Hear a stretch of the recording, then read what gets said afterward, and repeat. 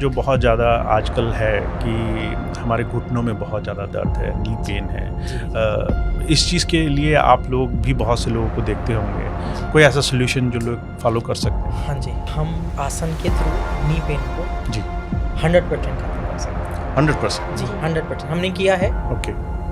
बहुत सारे लोगों को नी पेन से रिलीफ दिया है। हमारे पास बहुत सारे पेशेंट्स ऐसे आते हैं जिनका ना पूरे दिन भर खड़े रहने का जी नी पेन बहुत ज़्यादा स्टार्ट ठीक है। आफ्टर डिलीवरी वुमेन्स में नी पेन बहुत होता घर में महिलाओं को हो जाता है, बहुत क्या ज़्यादा उसके होता है। रीजंस हो सकते हैं? है। हाँ जी, हाँ जी, जी है ना? तो खड़े रहने का काम जैसे बहुत ज़्यादा देर तो भी ठीक नी है। पेन हो जाता है।